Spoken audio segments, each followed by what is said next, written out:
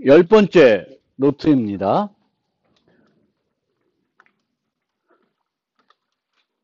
잠깐 우리가 이 자바를 어떻게 학습했는지 되새겨 보면 1장부터 4장까지가 그 객체 지향과 관련된 기본적인 개념과 자바에서 그 객체 지향과 관련해서 알아야 되는 문법들을 살펴봤어요. 1장에서 4장까지. 그 다음에 5장에서는 프로그램 할 때 기본적으로 필요한 예외 처리하는 방법을 살펴봤습니다. 그리고 이제 6장부터 지난번 9장까지는 이제 자바에 있는 기본적인 타입들을 주로 살펴봤어요. 원시 타입, 배열, 문자열, 열거형. 그리고 중간에 이제 자바에서 조건문, 반복문을 이제 살펴봤고요. 이제 10장부터는 이제는 조금 자바에 있는 고급 내용 그런 쪽으로 생각하시면 되겠습니다. 그래서 그것 중에 이제 첫 번째로 인터페이스를 다시 한번 설명드릴게요.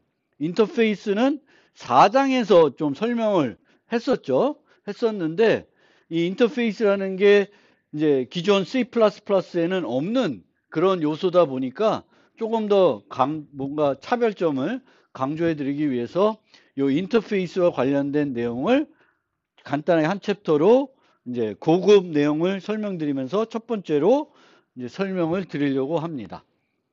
그래서 인터페이스가 뭐였냐 생각해 보면 인터페이스는 서로 관련이 없지만 논리적으로 뭔가 그게 관련은 없지만 이렇게 뭐 계층적으로 이세관계가 없지만 이제 똑같은 이름의 메소드를 가진 애들을 하나의 리모컨으로 처리하고 싶어서 이제 인터페이스 쓰는 거죠. 뭐 오픈 메소드를 가진 애들을 다 묶어서 오픈어블이라고 하는 리모컨으로 처리하고 싶다. 그러면 이제 인터페이스를 사용할 수가 있는 겁니다. 그래서 인터페이스는 서브 클래싱이 목적이 아니죠. 코드 공유가 목적이 아니라 순수하게 공통 리모컨을 만들어 가지고 여러 종류의 객체를 하나의 리모컨으로, 하나의 타입으로, 그 인터페이스 타입으로 처리하기 위해서 이제 인터페이스라는 걸 정의해서 쓰고 있고요. 이 인터페이스는 이제 클래스와 달리 하나의 클래스를 우리가 정의할 때 자바는 단위 상속이지만 인터페이스는 원하는 개수만큼 이제 구현을 할 수가 있어요. 근데 그 원하는 만큼 구현하더라도 원래는 문제가 없었죠. 왜냐하면 인터페이스는 애초에는 뭐만 할 수 있었냐면은 메소드를 선언만 할 수가 있었어요.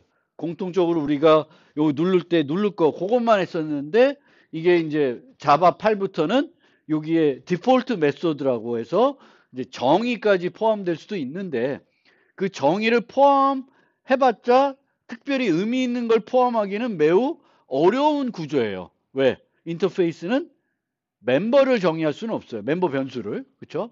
어떤 상태를 가지고 있을 수는 없기 때문에 이제 메소드를 정의할 수 있다 하더라도 뭔가 코드 공유 목적으로 사용하기는 어려운 게 어렵습니다. 하지만 뭐 빈 메소드로 정의한다든지 예외를 발생하게끔 정의해 가지고 뭔가 인터페이스에 변화가 있을 때 그 변화를 조금 더 효과적으로 관리할 수 있게 해주는 그런 기능이에요.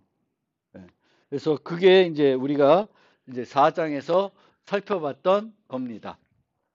그러면 이 인터페이스가 뭐 그때도 살펴봤던 예제인데 그 인터페이스가 어떤 효과를 우리가 인터페이스 사용을 통해서 얻을 수 있는지 살펴보기 위해서 요거를 좀 살펴보겠습니다. 그래서 범용 정렬 함수를 한번 만들어 보고 싶은 거예요.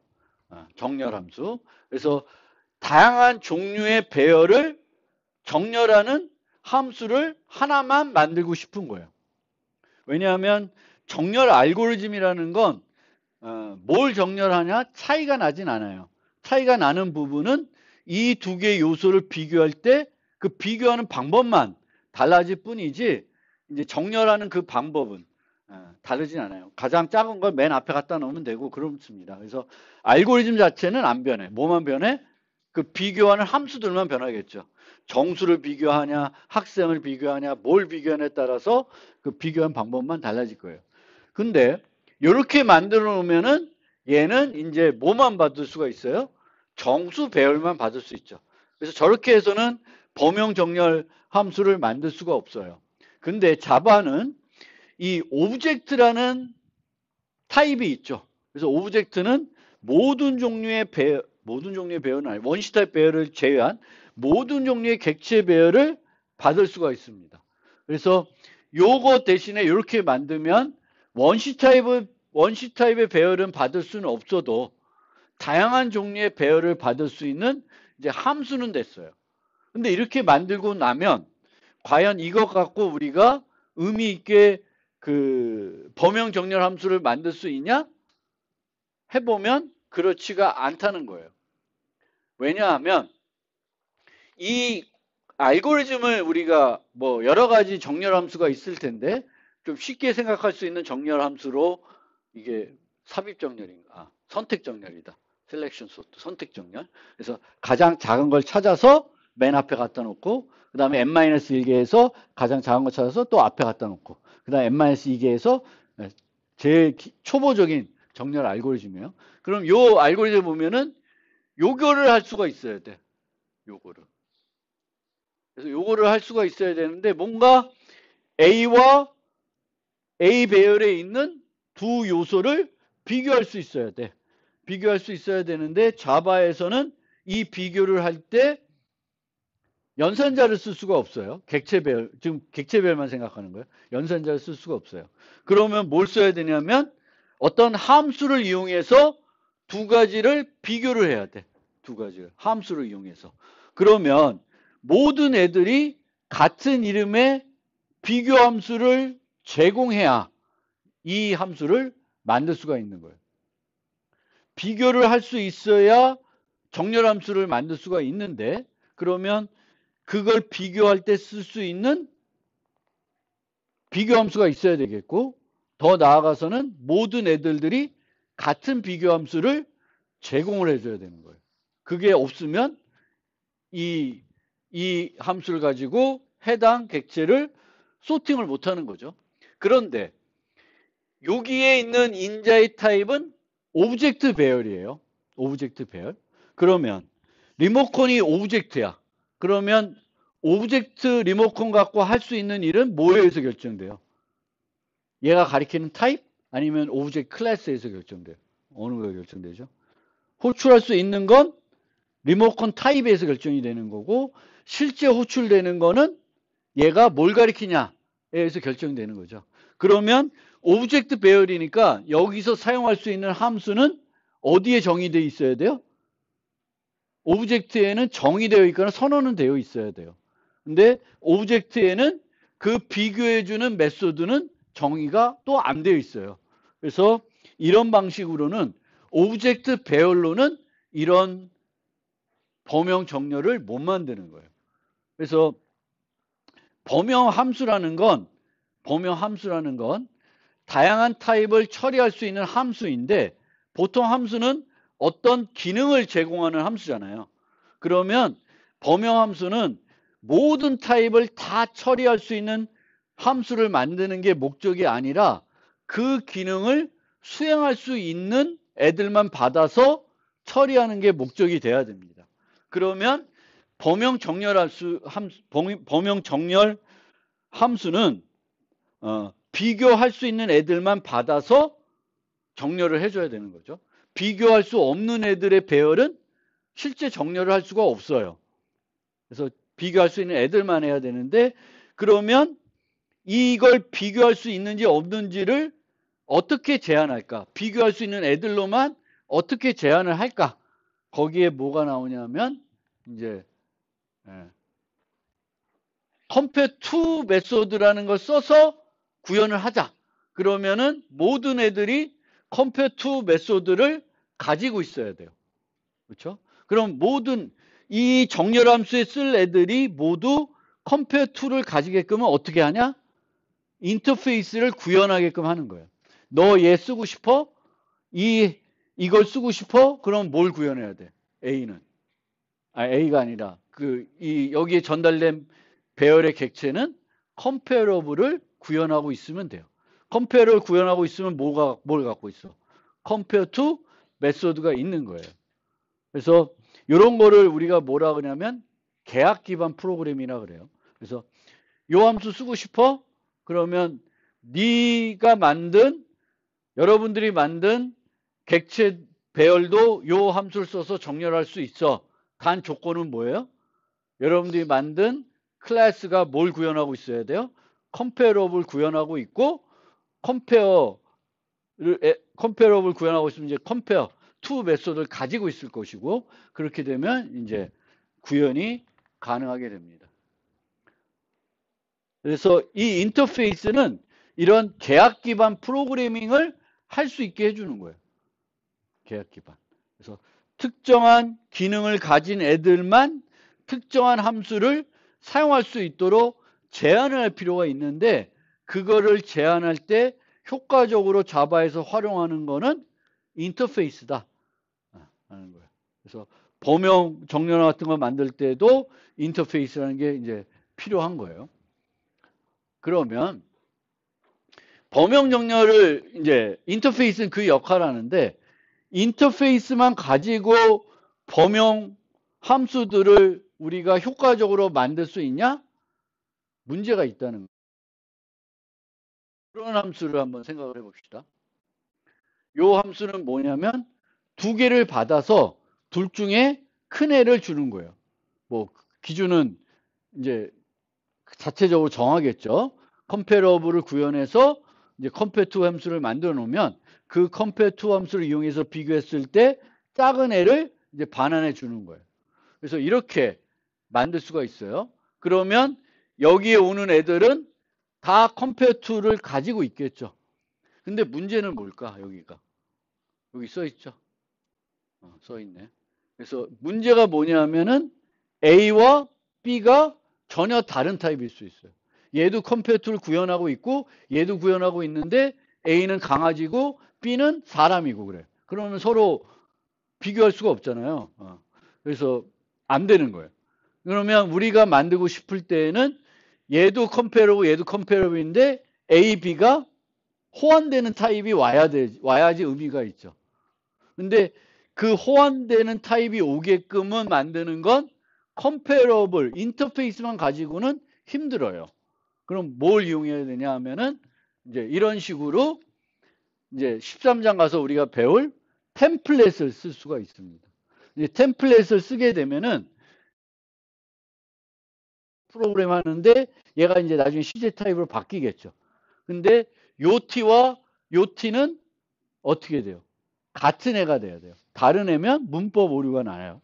그래서 이제 인터페이스로는 컴페어투를 갖게끔 만들 수는 있지만 이 A와 이 B가 같은 애가 되게끔은 제한하는 데는 컴페어러블 인터페이스가 효과가 없어요.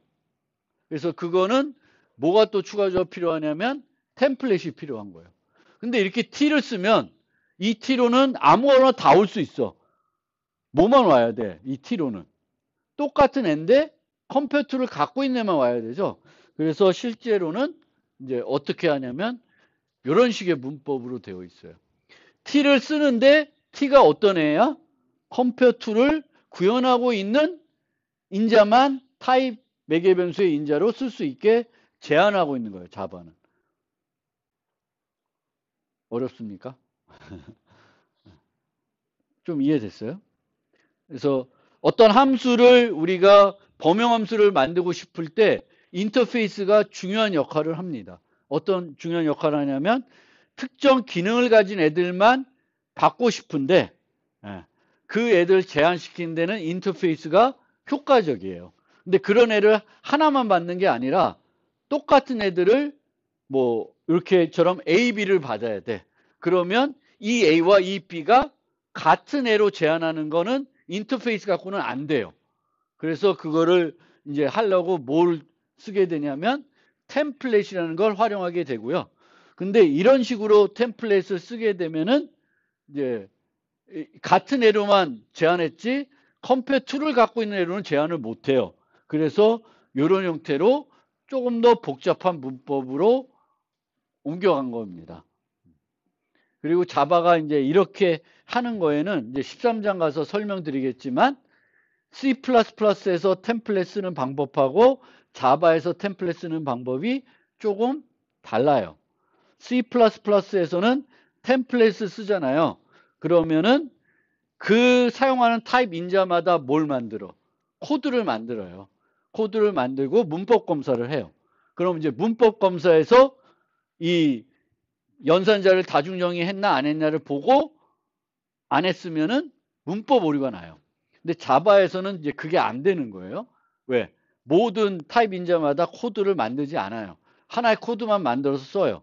그러려면은 문법 검사로 제한하기가 어렵기 때문에 이제 실행 시간에 검사를 하게 되겠고, 근데 실행 시간에 검사했는데 맞지 않은 애가 쓰여졌어, 타입 인자로.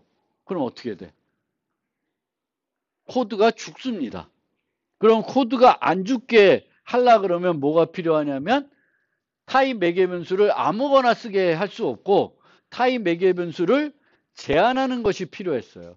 그래서 그런 조금 더 이런 복잡한 문법이 나온 거는 이제 그 코드를 타입 인자가 주어졌을 때 다 만들어 가지고 문법 검사를 하냐 안 하냐 거기에 이제 차이가 있습니다. 이제 그 부분은 13장 가서 또 설명드릴 거니까 오늘은 그 정도만 좀 이해를 하시고 지금은 이제 인터페이스가 이런 범용 프로그램 할 때 또는 범용 함수를 만들 때 특정한 함수를 가진 애들만 올 수 있게 인자로 쓸 수 있게끔 제한을 하는데 꼭 필수적으로 필요하다라는 겁니다.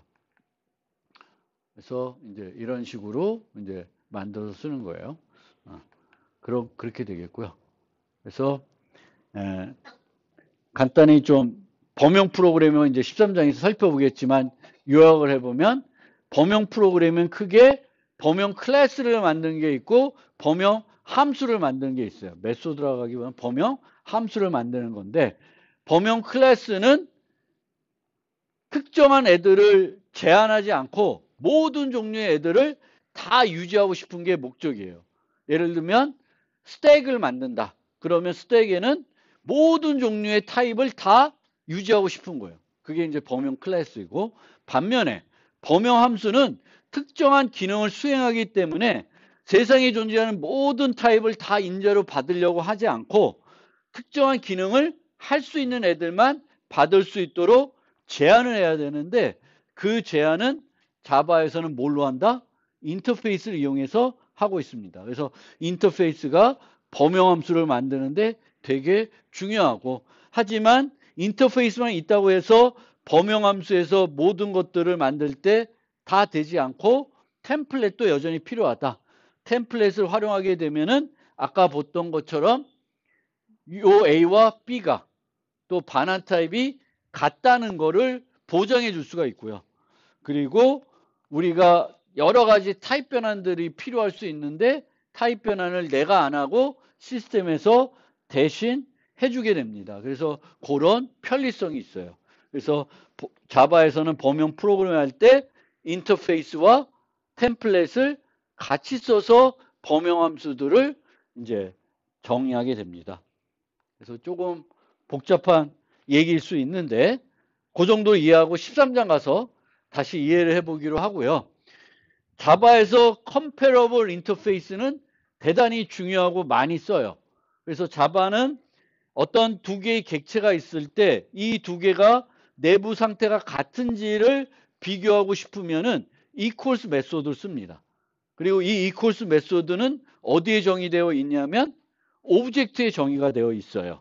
근데 오브젝트에 정의되어 있는 equals 메소드는 모든 애들을 비교하게끔 만들 수가 없으니까 뭐만 되어 있냐면 주소 비교만 하고 있어요. 그래서 우리가 내부 상태를 가지고 두 객체가 같은지 서로 다른 주소를 갖더라도 그 객체들이 갖고 있는 상태가 같은지 비교할 때는 이 equals를 내 클래스에 맞게끔 다 재정의해서 써야 됩니다. 그래서 내가 항상 어떤 클래스를 만들 때 항상 재정의하는 것 중에 하나가 equals 메소드가 돼요. 그리고 equals 메소드를 재정의하는 방법은 12장 가서 이제 좀 설명드릴 거고요. 근데 equals는 요 객체와 요 객체가 내부 상태가 똑같은지 보는 거고요. 만약에 두 객체를 비교했을 때 누가 더 크지 누가 더 작은지 하고 싶을 때는 compare to 메소드를 쓰게 되어 있습니다. 그리고 이 compare to 메소드는 equals에 정의되어 있는 게 아니라 comparable interface라는 거가 제공이 되고요. 그것들을 내가 내 클래스에 구현하고 compare to를 만들면은 각종 라이브러리에 내 객체를 전달하게 되면 정렬도 해주고 우선순위 큐에 보내면 그 compare to를 기반으로 기준을 정해서 우선순위 큐에 순위를 결정해주고 그렇습니다. 그래서 compare to도 또 우리가 많이들 이제 만들게 돼요. 예전에 템플릿이 자바에 도입되기 전에는 comparable interface는 이렇게 생겼었어요. 이렇게. 그래서 comparable는 여기에는 모든 애들이 올 수가 있으니까 오브젝트로 되어 있었는데 이제는 템플릿으로 오니까 이렇게 바뀌었어요. 템플릿으로. 이제 인터페이스도 범용 인터페이스로 만들 수가 있습니다. 범용 인터페이스로. 그래서 뭐 인트에 따로 만들고 뭐 더블에 따로 만들고 이런 게 아니라 뭐 범용 인터페이스를 하나 만들어서 활용할 수가 있습니다. 이 compare to는 이제 그 서로 비교해서 어떤 기준을 갖고 비교를 할 거고요. 그 기준을 비교했을 때 같으면 0, 얘가 앞서 있으면 이제 양수 뒤에 앞서 있으면 그러니까 A 빼기 B 요 개념 생각하시면 돼요. A 빼기 B예요. 그래서 A가 B보다는 사전에 아니면 비교해서 뒤에 오는 애면 A-B는 양수가 되겠죠. 양수를 줄 거고 A와 B가 같으면 0이 되고요. A보다 B가 더 크면 마이너스 하니까 음수가 되겠죠. 그래서 그 3등분을 하는 거예요. 3등분 비교를. 그래서 3분법 비교라 그래서 compare to는 이제 그런 식으로 이제 비교하게끔 만들어서 쓰시면 돼요. 그런데 이 compare to하고 equals하고의 차이는 equals는 대부분의 경우에 모든 멤버 변수를 이용해서 비교를 합니다. 모든 상태가 다 같은지 같았을 때 true를 주게끔 만들어요. 근데 compare to는 그렇게 하지 않아요. 그냥 뭐 스튜던트 만들면서 compare to는 이름을 기준으로 만들 수도 있고요. 학번 갖고 만들 수도 있고 이름과 학번을 다 써서 만들 수도 있고 그 만드는 거는 그 여러분의 몫이에요. 다 써도 되고 안 써도 되고 보통은 하나만 갖고 만들게 됩니다. 그래서 예전 방식으로 구현하는 거하고 템플릿 썼을 때는 어떻게 변하는지를 조금 비교를 해드릴게요. 아직 여러분들이 템플릿을 안 배웠기 때문에 템플릿을 도입돼서 뭐가 편해졌냐를 여러분들이 좀 보실 수가 있으니까. 그러면 예전에는 여기에 이제 컴페러블에 오브젝트로 돼 있으니까 이제 오브젝트로 정의를 할 수밖에 없어요. 재정의하는 거니까 똑같이 만들어야 되니까 이렇게 만들 수밖에 없어요. 그러면 오브젝트로 되어 있으니까 실제 전달할 수 있는 거에는 제한이 있어요, 없어요? 없죠. 그러면 안에서 실제 내가 원하는 거는 뭐가 오기를 기대해요? 뱅크 어카운트가 오길 기대하는 거죠. 은행 계좌와 또 다른 은행 계좌를 비교하는 거예요. 그러면 오브젝트로 되어 있지만 나는 뱅크 어카운트 오길 기대하는데 쓰다 보면은 누가 뭔가 잘못 비교할 수가 있죠. 뱅크 어카운트 갑자기 강아지를 비교한다든가 그러면 안 되잖아. 그래서 여기서 이제 이런 타입 변환을 해야 돼요. 타입 변환을. 그런데 이 타입 변환을 해야 되는데 오브젝트 아더면 오브젝트는 참조 변수잖아요. 그럼 참조 변수는 항상 뭘 받을 수 있어요? 널이 올 수가 있어요. 그러면 널 검사가 필요할 수가 있는데 이 경우에는 널이 아니어도 여기서 죽을 수도 있어요. 그런데 내가 other가 널인지 보고 널 포인터 익셉션을 발생하는 것과 그냥 내버려 두면 변환할 때 널을 변환할 수가 없으니까 널 포인터 익셉션이 자동으로 발생하거든요. 근데 어차피 자동으로 발생이 되면 굳이 내가 검사해서 발생할 이유는 없어요. 근데 내가 검사를 해서 뭔가 다른 조치를 할 수 있다. 그럼 검사할 필요가 있고, 검사를 하든 안 하든 결과는 차이가 없어. 그러면 굳이 검사를 안 해도 돼요. 근데 항상 여러분들은 인자로 원시 타입이 아닌 객체를 받을 때는 이 객체 인자로 뭐가 올 수 있다? 널이 올 수 있다는 걸 기억하고, 이 널을 내가 검사를 해야 되는지 안 해도 되는지를 잘 판단해서 프로그래밍 하시면 되겠고요. 그 다음에 요거를 넣을 수도 있는데 요 넣는 거는 크게 의미가 없어요. this랑 o를 비교하면 주소 비교죠. 같은 애를 혹시 a와 a를 비교하면은 0이 돼야 되잖아요. 기준에. 근데 저거는 equals에서는 워낙 상태들이 많아서 비교할 때 비용이 많이 들어가니까 equals 구현할 때 요 최적화를 많이 해주는데 compare to에서는 원래 compare to에서 비교하는 게 워낙 단순하기 때문에 굳이 요거를 안 씁니다, 거의. 그리고 이제 이렇게 비교하는데 이제 이렇게 비교해서 음수, 양수, 0 이렇게 이제 줄 수 있는데 이렇게 코딩하는 거는 번잡해요. 그래서 보통은 이렇게 하지 않고 만약 정수 두 개를 비교한다. 그러면 어떻게 해요? 빼요. 뺄셈을 하게 되면 양수 주거나 음수 주거나 0을 주겠죠. 그러면 컴페어의 결과하고 이제 똑같게 되는 거예요. 그래서 그렇게 뺄셈을 하는데 뺄셈을 할 때 또 주의할 사항이 뭘까? 우리가 정수 연산할 때는 항상 뭘 주의해야 돼요? 오버플로우를 주의해야 돼요. 그래서 만약에 뺄셈을 했는데 오버플로우가 발생할 수 있는 애들이야. 데이터들이 클 수가 있어. 그래서 두 개를 빼면 오버플로우가 날 수가 있어요. 그러면 직접적으로 빼지 말고 뭘 쓰면 되냐면 integer.compare라는 메소드를 활용해 주시면 돼요. 그럼 얘가 그 오버플로우가 안 나게끔 다 검사를 해줘요. 항상 얘를 써도 되고, 근데 항상은 쓰는 것보다는 내가 판단해서 오버플로우가 나는지 안 나는지 보면 돼요. 이 밸런스는 오버플로우 날 수 있는 애는 아니에요. 왜? 밸런스는 어떤 값들을 갖고 있어요? 0보다는 크잖아요. 둘 다 양수인 애를 빼면 오버플로우가 나요? 안 나요. 하나가 양수고 하나는 음수야. 그러면 오버플로우 날 수 있죠. 음수고 얘도 뭐 얘는 양수야. 그럼 오버플로우 날 수 있어요. 근데 둘 다 양수야. 근데 둘 다 양수를 하나에서 하나 빼면 이건 절대 오버플로우 안 납니다. 그러니까 여기서는 오버플로우가 안 나요. 그래서 요거를 써도 좋습니다.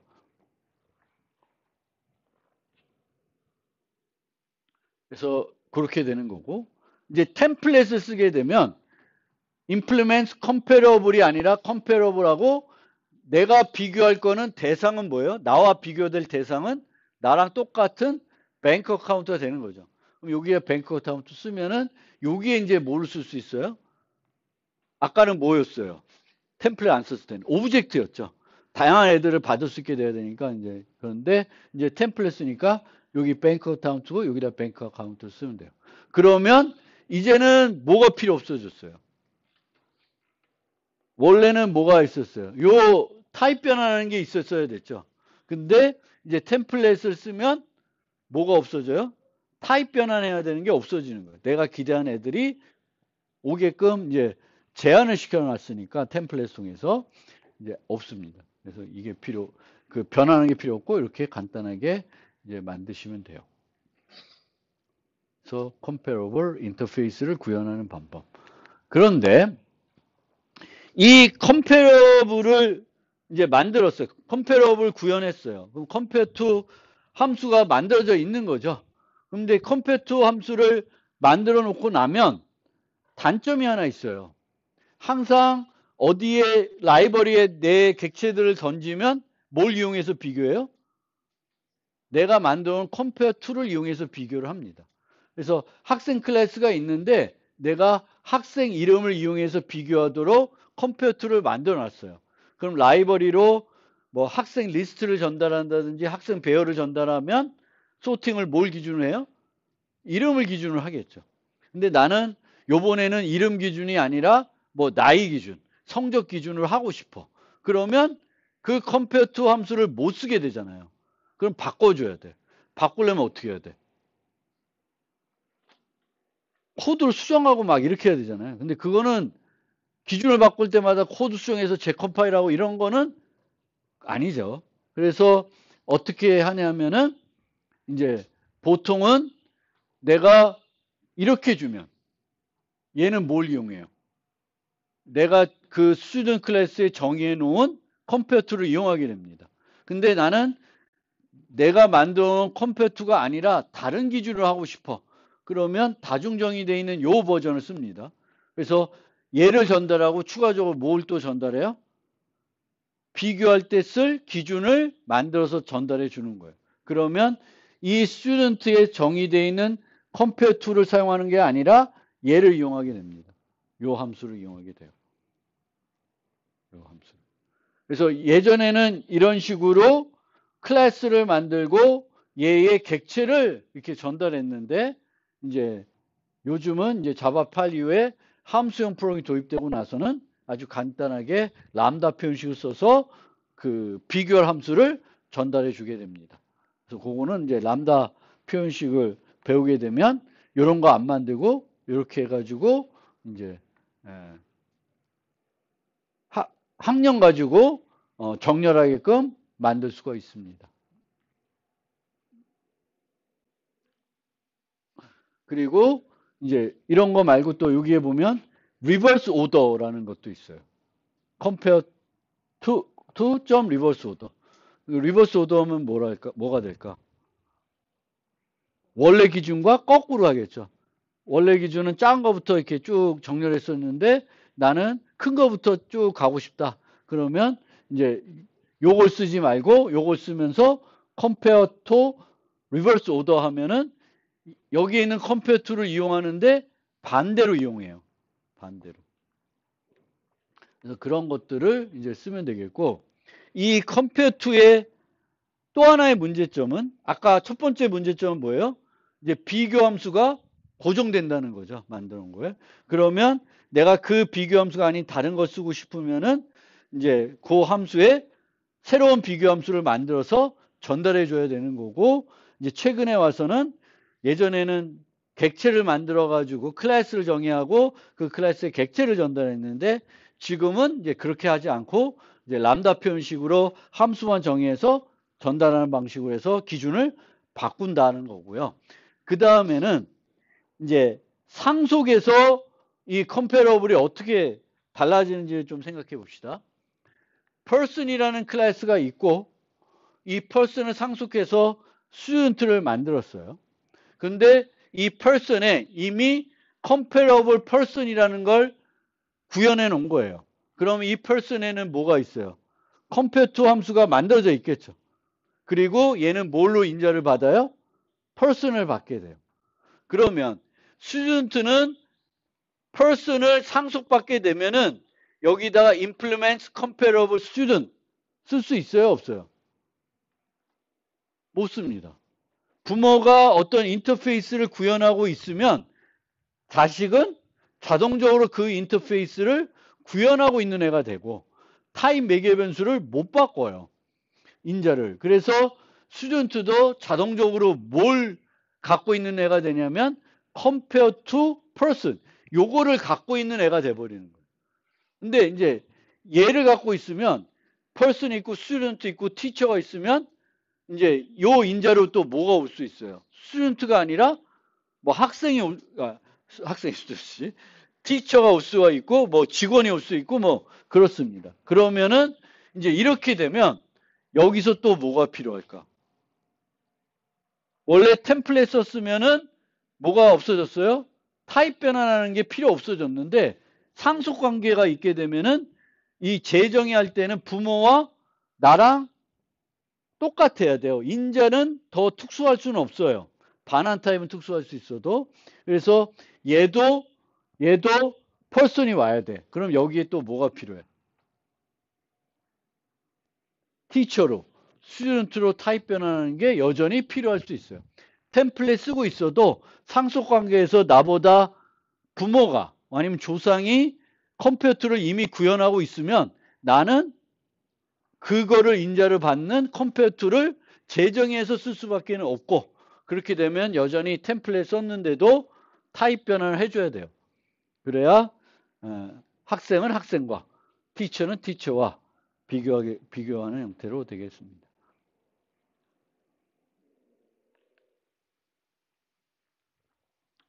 그 다음에 마커 인터페이스라는 게 있어요. 표시 인터페이스. 그래서 표시 인터페이스는 함수가 메소드가 하나도 선언이 되어 있지 않은 빈 메소드, 빈 인터페이스예요. 빈 인터페이스. 그럼 빈 인터페이스를 만들어서 쓸 이유가 있을까? 이제 그걸 한번 생각을 해보세요. 빈 인터페이스. 원래 인터페이스의 목적은 뭐예요? 공통 리모컨을 만드는 거예요. 그리고 이 공통 리모컨에는 최소한 하나의 버튼이 있어요. 그게 뭐 플라이가 됐든 컴퓨터가 됐든 뭔가 있는 거예요. 그래서 그 메소드를 갖고 있는 객체들을 가리켜 가지고 다양한 객체들을 하나의 리모컨으로 처리할 수 있어요. 그런데 메소드가 하나도 없어. 리모컨은 있는데 여기에 버튼이 하나도 없는 거야. 그럼 뭘 할 수 있을까? 예를 들면 인터페이스 상징어블이라는 걸 만들어요. 그래서 내가 만든 모든 클래스는 implement 상징어블을 써놨어요. 그럼 이거 갖고 할 수 있는 게 뭘까? 뭐는 할 수는 있어요. 얘가 상징어블인지는 검사를 해볼 수 있어요. 김상진이 만든 클래스인지 아닌지는 검사해 볼 수가 있어요. 근데 그걸 검사해가지고 뭔가 유용하게 써먹을 일이 없겠죠, 웬만해서는. 근데 자바에서는 필요한 경우가 있는 거예요.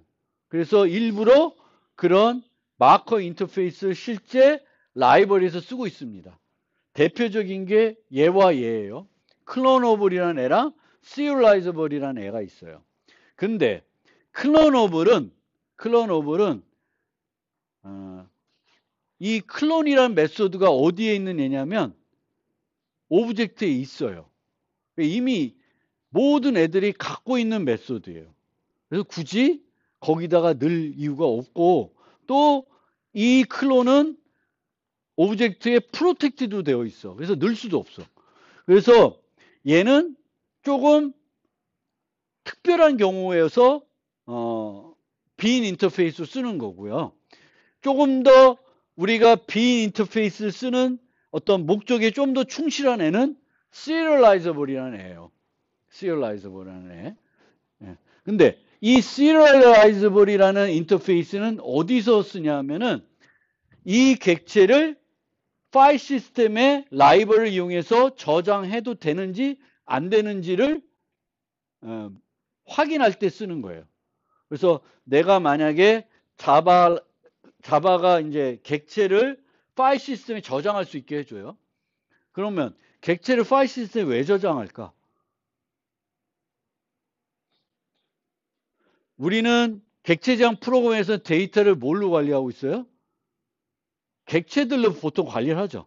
그러면 한 프로그램이 끝나고 나서 이제 다음에 또 실행됐을 때 예전 데이터를 쓰고 싶어. 그러면 어디다 저장을 해야 되겠죠. DB에 저장이든 파일 시스템에 저장이 되는데, 보통 객체 저장 프로그램에서는 데이터를 뭘로 갖고 있어요? 객체를 갖고 있으니까 객체를 저장했다가 다음에 프로그램 실행되면은 파일 시스템에서 객체들을 그대로 불러와 가지고 예전 상태 그대로 다시 또 실행시킬 수가 있겠죠. 또 하나는 객체들을 어떤 상태에 있을 때 저장해 놨다가 나중에 불러들여서 어떤 재생을 시킬 수 있어요. 옛날 했던 일을 그대로 똑같이 한번 똑같이 재생하고 싶다. 그럴 때도 객체들을 저장해서 불러가지고 그 순서대로 또 이제 메소드를 호출하면은 옛날과 똑같은 게 그대로 재현이 되겠죠.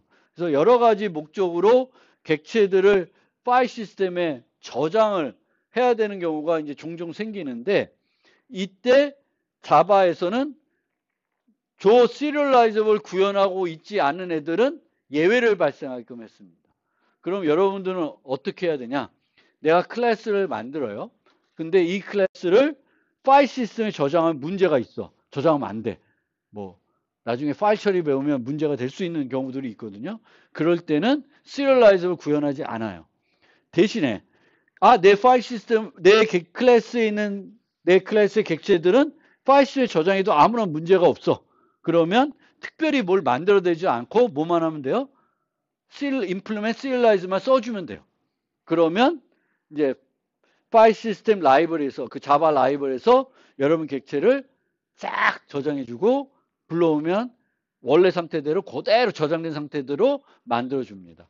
그래서 serializable은 뭘 만드는 게 아니라 얘를 저장해도 되냐, 라이브러리에 있는 기능 갖고 저장해도 문제가 있냐 없냐를 물어보는 거고, 없으면 구현하면 되는 거고, 있으면 얘를 안 해놔. 그러면 누가 그 클래스의 객체를 저장하려고 할 때 뭐가 발생할까요?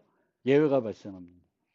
그래서 그런 용도로 serialize, 그러니까 뭔가 판단해서 되는 애야 안 되는 애야, 그거를 뭔가 메소드를 구현해야 되는 것도 아니기 때문에 그 프로그램의 판단에 맡기는 거예요. 판단에 맡기는 걸 라는 거를 썼습니다.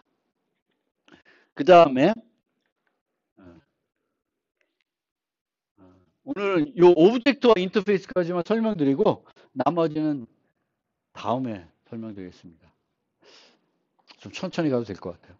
자, 모든 객체들은 조상으로 오브젝트를 갖고 있어요. 그래서 자바에서는 그런 특성이 있기 때문에 어떤 인터페이스를 내가 구현했어요.